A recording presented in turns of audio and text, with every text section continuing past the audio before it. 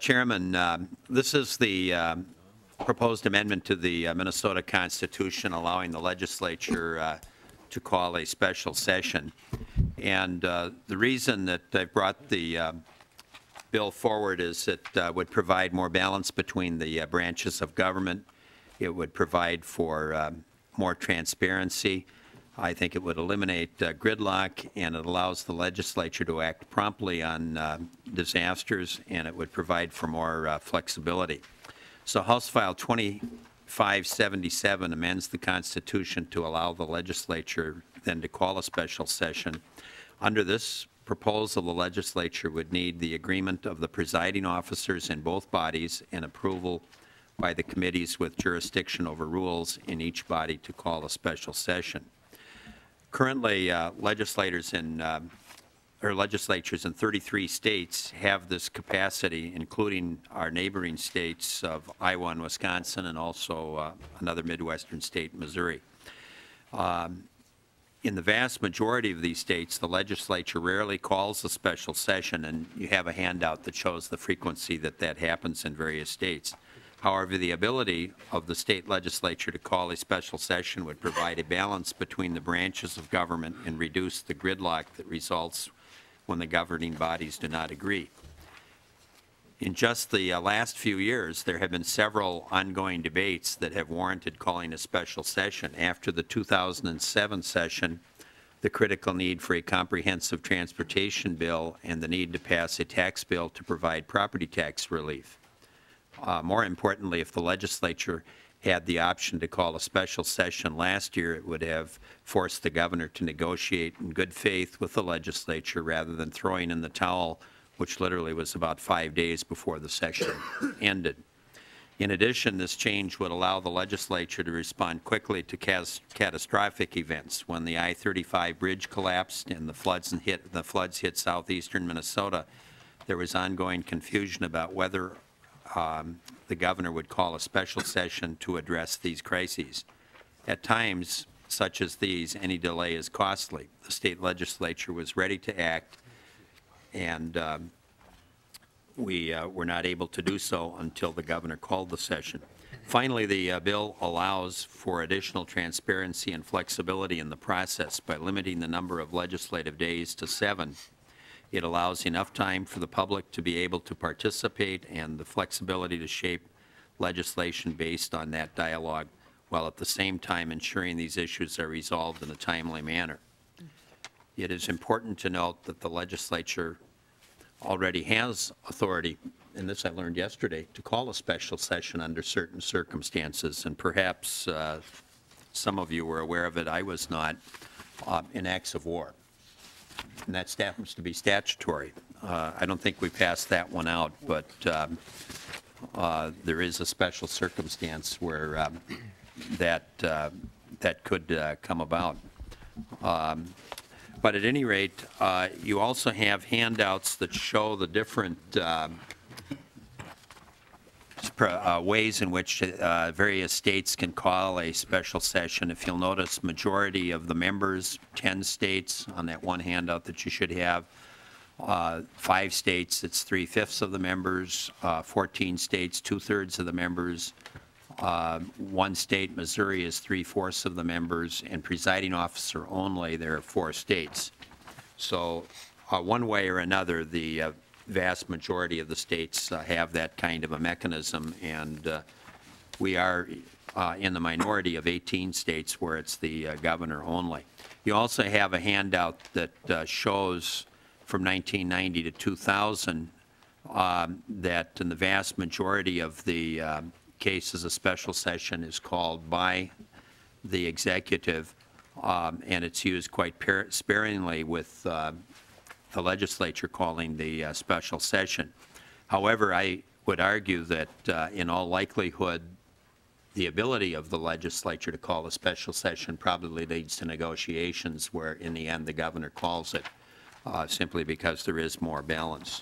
I've included an editorial from the last time the bill was before you, and that was in the Star and Tribune, pointing out that this was a good idea to enter into a dialogue, and I think it's fair to say their only concern at that point in time, because when I originally introduced the bill, there was not a time limit, and that has been incorporated as a result of this committee action 2 years ago, and it was introduced that way this time as well. I also have a letter that you should have received from the League of Women Voters in support of the bill. And there, in the second paragraph, there's a point there that I would like to highlight. As the person with the sole authority to make the decision, the governor holds a disproportionate amount of power in the negotiations, which often take place behind closed doors and with little substantive input from the public. Members of the legislature have repeatedly expressed frustration with the lack of openness in this process. And as you know, that often when a special session is called, it's as a result of prior agreement between certain key legislators and the governor, but other members of the legislature haven't had the opportunity for input, and obviously the public hasn't had the opportunity for input. Where going through a legislative process is much more open. There's the opportunity for members and the public to be totally engaged in the process. So, Mr. Chairman, I will stop there, and I know we have at least one witness that would like to testify, if that would be appropriate at this point. I'm told by staff that if this is going to go anywhere, if there's a fiscal note, it should go to finance, not Ways and Means. So apparently the chair of that committee is rather particular about those things. It would probably receive a favorable response. What the history of constitutional amendments has been, and that would be fine if that's the advice of staff that it go there. The Secretary of State on constitutional amendments usually testifies, because of the cost, I think, is estimated at about $10,000, that it's a cost they can absorb. But I'll defer to the wisdom of I'm going to withdraw my chair. second motion and now go into my third. I'll move that House File 2577 be recommended to pass and be re-referred to the Finance Committee. And then if you need to go to Ways and Means after that, you can make a motion. And Mr. Chairman, I can assure you that if it passes here today, that the chair of that committee will be rather friendly toward having a hearing. Okay. Why don't we get Professor Schultz up, since he's here and ready to go. Welcome to the committee, and please identify yourself for the record. Sure. My name is David Schultz, professor at Hamline University. I just want to say, first off, I do start my classes on time. And my students, the scenario I was referring to yesterday is when you don't show up on time, how many minutes do students wait before they actually run away? And so, but I want to assure you, our school teachers here, I do start promptly. Okay. Good opening. Good. All right. All right. Good. And I'm here to testify in favor of House File 2577, constitutional amendment allowing for the legislature under limited circumstances to convene a special session. And sort of following up on a theme that I brought yesterday, that I also see this amendment as dealing with restoration of a balance of powers in terms of restoring a balance of power between the governor and the legislature. I'm currently scenario that you can construct scenarios where the governor can use the ability to convene a special session as an unfair bargaining tool in order to sort of manipulate the agenda, to be uncooperative, or to perform other types of tasks in order to gain an upper hand. And so to me, this is really an effort to try to give the legislature an ability to be able to be on par with the governor as one of the co-equal branches. And one of the things I want to sort of draw a parallel to is that I don't think any of us would ever support, I hope, a constitutional amendment that would say that before the judiciary or the Minnesota Supreme Court could convene, you would have to get permission from the governor to be able to do that. That would strike us as very odd and strike us as a very dangerous type of precedent to have. And so I would draw a parallel and say that the legislature, too, should not have to wait for permission from the governor to be able to convene special session and to perform its work. Now, a couple things I do want to say, and it's a very brief testimony today, is that I know some will sort of say that this is a money issue, that they'll say that that legislators will try to convene special session in order to enrich themselves, or it'll cost taxpayers more money. First, and I think you can speak to this better than I can, I doubt many of you really want to spend more time here than you have to. And so that I don't think that even with any type of additional pay that might come to you in terms of per diem, that you really want to be here beyond a certain time of year. And then second, if I look at the other states in the country that have special session authority, and I called some of my friends who are more experts in this area and asked them, does there seem to be any pattern regarding legislatures calling themselves into special session, again, for the personal enrichment issue? There seems to be no evidence to suggest that. And then finally, if we are concerned about issues such as per diem or something along that line, clearly the legislature can address that in terms of how it constructs per diem, eliminating it, modifying it, going to flat salary, or doing a variety of other things. But otherwise, my core argument here is that this is an effort, again, of addressing separation of powers issues and giving you the ability to be co-equal with the executive branch. Thank you. All right. Discussion. Representative Lanning. Thank you, Mr. Chair. And Representative Carlson, one of the problems that I have with this proposal is that we have people who are not elected by the whole state who are making that decision. You know, the majority leaders and the speaker. It seems to me that therefore there isn't accountability to the whole state. And what further concerns me is that the way this is written, what if one of those four individuals refused to sign this? As I take it, there could not be a special session.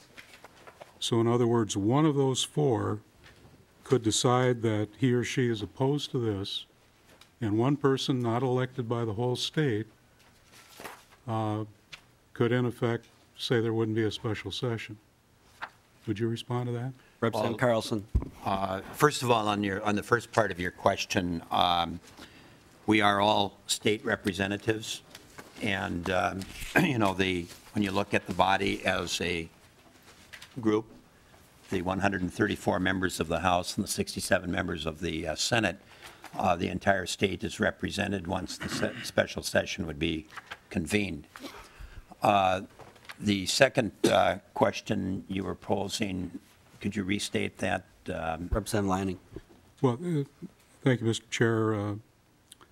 The way this is written, as I understand it, any one of the four refused to sign, that one person could in effect have a veto even over the majority of the representatives from the House and the Senate. Yeah, Mr. Chairman, the attempt there is to make sure that if a special session is called, there's broad consensus. And the answer to your question is yes, that one member could conceivably not call a special session, but the check on that then must be that under this bill, the governor still has the authority to call a special session as well. So within the total package, if you will, there's checks and balances, as I would view it, between the executive, the legislative body, and again, I think it's important that there be consensus. Yeah. I would just sort of add, Mr. Chair, Representative, that under the scenario you're sketching out there, that if neither the governor believes a special session is necessary, nor he can receive consensus among the four major leadership, it might be an indication of the fact that probably a special session might not be necessary. Further, Representative Biskins. Thank you, Mr. Chairman. Yeah, the discussion and the dialogue here, yeah, is one that is a little disconcerting to me. All right, yeah, the testimony of we need to restore the balance of power. We need to prevent the governor from using his authority as a bargaining chip in negotiations. You know, all of this comes back to a frustration with what happened at the last session. And we had a lot of discussion yesterday about let's be forward-looking. Restore the balance of power. The balance of power that we currently have has worked very, very well for over 150 years, and now all of a sudden we have to restore it? I don't quite get that. Yeah, the governor using his authority as a bargaining chip, this is authority he's had since the beginning, since writing of the Constitution, and yet now all of a sudden our concern is that moving forward we will always be worried about the governor using this as a bargaining chip. I don't get that. We are doing knee-jerk reaction based on a very, very unusual situation that occurred last year. And, you know, we'll see the big splash, of course, and a bill like this is the big splash when you throw a rock in the middle of a pond. But we're not paying any attention at all to what those ripples will do. And I think that's too bad, because we want to do a gotcha to the governor. To assume that there is some sort of balance of power, right, that needs to be restored, I think is a hypothesis that is just wrong, and one that is frustrating that it comes at this time, and we know why. And we know why, and that's too bad. You know, governmental systems were created in a very thoughtful way, and that's why in some cities we have a weak mayor city council system. Some systems we have a strong mayor city council system. To look at the system we currently have and say that it is flawed is to say that our founders who created it and the Constitution that has worked for over 150 years was fundamentally flawed at the beginning, and that's a premise I just don't buy into. Mr. Chair. Representative Carlson. Mr. Chairman, just a couple of points. I have the advantage, I guess, of a little history here on that particular question. And Representative Biskins, your premise is absolutely wrong. It's not a reaction to what took place last spring. I first introduced this legislation 25 years ago, maybe 27 years ago now. And it failed in the Minnesota House of Representatives at that point in time before the Rules Committee by 1 vote. So that was a long time ago. I introduced this bill, and it was before this committee 2 years ago. And it was before the Minnesota House of Representatives on the last day of the session when the minority caucus came forward with 40-plus amendments. And because we had to pass the major appropriations bills that day, I withdrew the amendment on the House floor. Some of you were here and may remember that. So to say that this is a reaction to what transpired last spring is absolutely false and a revision of what the true history of this particular amendment is. I would also point out that we're only doing with this bill what 33 other states currently do, and as I pointed out earlier, it's used rather sparingly. Yeah, Mr. Chairman, Representative. Mr. Schultz. A couple of observations. First, one personal. I think I've been testifying before the legislature for at least about a dozen years, and I might have testified 2 years ago on your bill, but I can't remember on this also. But I would certainly hope that nobody thinks that I'm coming here with any type of sort of partisan motive to play gotcha. And in fact, it's what you're ascribing to me. I really do kind of resent that type of insinuation because I've testified for both sides of the aisle on many bills over the years. My view is not to figure out how to play partisanship, but from where I sit, how to help make government work better. And so that's my first observation. The second thing is that even if the framers got it right 150 years ago, 150 some odd years ago, and we can have a great debate upon that, times have changed, circumstances have changed, and it may very well be that something that worked 150 years ago is not working as well as it did. And that is the whole purpose of why the framers were also very wise in terms of having a provision for constitutional amendments to be able to say that if we need to make changes, we'll be able to amend to reflect the changing circumstances. The way I sometimes describe it to my students is that sometimes a constitution written for a horse and buggy era might not be the right constitution for an era of rocket science. And perhaps this is one of those situations where we need to rethink in light of the changing circumstances exactly how our constitutional structure should operate so that we can achieve what the framers wanted 150 years ago, which was the proper balance of power between the legislature and the executive branch.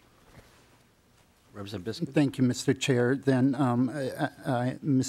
Professor Schultz, I would ask you then to, as you testify in further committees on this bill, to the words I read were your quotes. I was writing them down as you quoted them, and they came across very clearly as to me, through my ears, my perception, as a shot at our current governor and what happened last year. Yeah, Mr. Chairman, Representative, Professor we obviously Schultz. sit in two different seats, and again, as I say, the seat that I sit in is a seat from where I've taught public administration. I've worked in local government as a director of code enforcement, as a planner. My job is to figure out how to make government work. I would not want your job, and I won't ascribe any motives to you. I will just simply say that I am here to try to figure out how to make the system work better. Representative Anderson. Thank you, Mr. Chair. The way the bill is currently worded, in the way our legislature is currently made up, the political party in power would then have the power to call a special session. And I would suggest that might make our polarization even worse and subject the special session to even more politics and things that we might not need to try to do things in a more bipartisan way. So, again, the way this is written, the leadership of both houses, which a lot of times is the same party, this could make it even more political than before, and I see that as a negative. Representative Carlson, you want to respond to that? You know, if you look at the history of the state of Minnesota, it's often been divided government. Currently, the Democrats happen to have a majority in both bodies. Until just a few years ago, for 8 years running, it was divided with the Republican caucus in control of the House and the Democrats in control of the Senate. So currently, I guess you are correct that theoretically the Democrats could call a special session, but who knows after the November election what that situation might be. It flips back and forth. Representative Poppy. Thank you, Mr. Chair. Could you describe why the change from the majority of the House determining the special session and the way you have it drafted this time? Representative Carlson. Just trying to recall the history of that.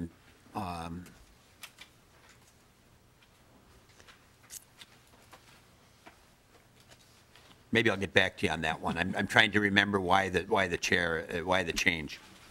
Mr. Chair. Representative Poppy. Thank you, and I didn't mean to stump you. No, I was that just was curious, fine. but because It's early in the morning. it kind of is a follow-up to Representative Anderson's question, and that there is the potential with the four leaders being from the same party that you don't necessarily have the minority representation if there happen to be a situation where you'd like to be able to have some bipartisan effort put forth to call a special session. So I guess that would be a comment. And I had another comment, I guess, about currently we internally determine who our caucus leaders are, but if they happen to be more metro, for instance, versus rural, you might not also have that balance. And if we're looking at the balance of how we are as a legislature to the executive branch, I was trying to come up with a thought of how we could better balance the people who are determining whether or not to call the special session. And I was just wondering if you'd given thought to that. Representative Carlson. I was reminded by staff, and it's the reason I came up short on that, what the current language reflected was the Senate amendment during the last legislative session. So this language reflects the input currently from the Senate, and that's why I had to come up a little short on the why of it. But it does require, with the approval of the committees, is the way their language provides for it. Would have to be approved by the Rules Committee in both bodies as well. Mr. Chair, Representative, if I could sort of make another response too. I think you're raising a very good question, Representative, but I was just also thinking of sort of the complexity of drafting a bill. What if we actually had, for example, not just a majority and one minority party, but let's say two minority parties, whether it be the Greens, Independents, or who knows, then to sort of require multiple sort of consultation, I think makes it even more complex. And I would think that at one level, what this bill does is to sort of say that that's the leadership of the bodies that has to make the decision to bring into session. And then ultimately, we shouldn't forget that the governor ultimately gets a veto or the line item veto on anything that the legislature would pass during the special session. So that serves, I believe, also as a check upon any, I think, concerns about mischief, if I could use that phrase, that the legislature might be up to during that session. Representative Kiffmeyer. Thank you, Mr. Chairman. When I hear these discussions about the Constitution and all these variances and majority, minority, and there could be more than one majority or minority, when I look at the Constitution, I really see it as a document that is timeless, that it really doesn't matter whether it's horse and buggy or rocket science, that this is a real core document. And the reason why you have the legislature is to adjust to those day-to-day, year-to-year budgeting, short-term kinds of flow, and that's why you have the legislature, is so that you can do that. But the Constitution, you're right, it goes forward, and you don't know which political parties, you don't know those quantities. So I think changing that really has a potential of, in the future, creating more imbalance and more inequities than where we may have even at this current time. So I support leaving the Constitution as it is. I don't hear anything here today that says we're going to get better in the future if we do this. Further discussion. Representative Lanning. Thank you, Mr. Chair. One other question on line 1.16, where it starts by saying, any bill may be considered whose subject is stated in the agreement. I take it that there's no limit as to the number of subjects that could be listed in that agreement. Is that correct? Representative Carlson. Well, there's not, Mr. Chairman, a limit. It's just that prior to the session being convened, you would have the agenda, and that could be one bill, it could be two, three, but that would be decided upon prior to the convening as to what that legislative agenda was going to be for the special session. I think the amendment that was put on in this committee 2 years ago, limiting it to 7 days, also is a check on too broad an agenda if you're going to have 7 legislative days only, and the committee process providing for an opportunity for public input and so on would also probably limit that list. And I think something that's forgotten here too is that you know, the public watches closely when the legislature is convening in special session, and I think that's also a check in terms of having it too wide open. There would probably have to be very good reason for the calling of a special session. And I gave some examples in recent years where earlier action probably would have been helpful and appropriate. You know, when I referenced, for example, the 35W bridge, the flooding in southeastern Minnesota. I happen to be of the opinion that that would have been a very limited legislative agenda had the legislature been empowered to do that, addressing those issues, but we would have been able to do it in a more timely manner than what in fact happened with those 2 instances. Representative Lanning. Thank you, Mr. Chair. Further interpretation, it seems to me, that could be placed on this whose subject is stated. The subject could be an omnibus bill or a couple of omnibus bills that for some reason were vetoed or didn't get finished in time, whatever the case might be. And given our history on omnibus bills, we've got subjects A to Z that oftentimes appear in omnibus bills. So how do we control that? Representative Carlson. Well, Mr. Chairman, if the problem happened to be a fiscal crisis, it would probably, by its very nature, mean that more finance divisions and so on that would be impacted by that fiscal crisis would probably be involved with the bill, and there would be more than one subject if you were attempting to balance the budget. But again, I think it's limited because it has to have a prior agreement among the 4 leaders and approved by the Rules Committee in both bodies. So if it were too far afield, I think there are checks and balances within the legislative system in and of itself. Yeah, Mr. Professor Chairman, Schultz, did you Mr. Chairman, Representative, I think sort of a couple things. One is that on some of the bills, clearly, of course, the single subject rule still kicks in, and the court has reminded us in the last few years about how serious they take the single subject. But also, I think what Representative was speaking to here is that the agreement might be viewed, and you know your rules better than I do, the agreement that you're crafting here might eventually be looked at as sort of a variation of a germaneness doctrine, that if you sort of, constructed it appropriately, you could say, you would empower, and again, you know your rules better than I do, a way of saying that extraneous bills or extraneous subjects that tried to get tacked onto this could be ruled or deemed germane. And so in some sense, I think the agreement that you're laying out there is almost like a modified germaneness language that you're imposing on it. And then again, last point I think was made. I think you made it too, is to say that I think most of you will be hesitant politically to call a special session for frivolous reasons. Representative Anderson.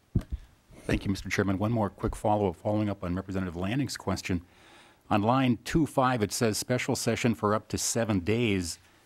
Does that mean 7 days in total, or could we call a second special session if the first one doesn't result in agreement? Representative Carlson. Well, a single session would be limited to 7 days. I would assume there would be, as we've been talking here with earlier responses, if a second session were needed, there would have to be good reason for that second special session, and I would assume that, again, it would require the 4 leaders to call that special session. If it were not absolutely needed, there probably would be a lot of public pressure as to why a second session is being called. But, under the current system, we have had more than one special session in the interim. I was here, for example, when Governor Cui was in office, and we had 6 special sessions at that particular time. So having more than one special session, if there's good reason to have a special session, is not new or unique. That's happened many times in the past. Representative Anderson. Thanks again, Mr. Chairman. But again, just to clarify, the way the language is written, it says up to 7 days. It doesn't say 14 or 21. It just says 7 days. Yeah, and Mr. Chairman, that's an attempt, and it was an amendment put on in this committee so that the special session would not be lengthy and drawn out. So it's, by the way, that's 7 legislative days. That's different than simply 7 days. Representative Poppy. I'm sorry, Mr. Chair, but Representative Anderson again raises a question for me about the 7 days, I guess, on whether or not then within those 7 days, I think this is maybe what you're getting at, is within those 7 days, the people could, that are deciding this could say, we're going to, again, call a special session. So as of midnight on that 7th day, we go into a second special session for 7 days. And I'm just wondering about the thought of, maybe having a period of time in between special sessions, or is that, again, too cumbersome or too complex to do that? But I think that is what Representative Anderson might be getting at, and that was back to an issue before about us being called in. And as somebody who works outside of this place, I wouldn't necessarily want to be called in and called in again and called in again. I really do appreciate the fact that we have some time frame of, of a session. And so I was just curious about that as well. Representative Carlson. Mr. Chairman, I think it's, we can deal with all kinds of what-ifs. That just hasn't been the history. 33 states have this power, and if you look at that sheet, it's very limited in terms of the experience in other states, with one exception. I think there was one state that had, well, I think that was just, they had a lot of special sessions. That wasn't called by their legislature when I look at it. So if you were to look at the various models that are in other states, it's obviously something that has not been abused. Could that theoretically happen? It perhaps could, but again, I think that there would have to be good reason to do that. There would probably be some complex reasons for that having happened. And as you well know, if the leadership was calling a special session, you know, the leaders are accountable to the body as well. And if it was perceived by the membership that that was unnecessary to prolong it, I suspect they would get pretty strong feedback from the two caucuses if that were to happen. Nobody's interested in a proliferation of special sessions here. And again, I have to go back to one of my core reasons for doing this, in addition to restoring the balance of power. It's to provide a more open process. And I've been in situations where, quite honestly, I've had the ability to be in on some of those negotiations with the governor during a special session. I've also been in situations where I'm sitting on the sideline and not knowing exactly what's happening because it's not an open process. And what I'm really attempting to do here, in addition to bringing about more balance of power, is to bring about more transparency, so that, as I indicated in my introductory comments, the legislative body, the members, are involved and know what's happening. And in addition to that, the general public knows what's happening, so that it's not a decision's totally made prior to calling a special session behind closed doors. Further discussion? Seeing no further discussion and no one else to testify, I'll renew my motion that House File 2577 be recommended to pass and be re-referred to the Finance Committee. All those in favor of the motion signify by saying aye. Aye. Opposed, nay. No. Motion prevails. Thank you, Mr. Chairman, members of the committee. Representative Khan. Thank you.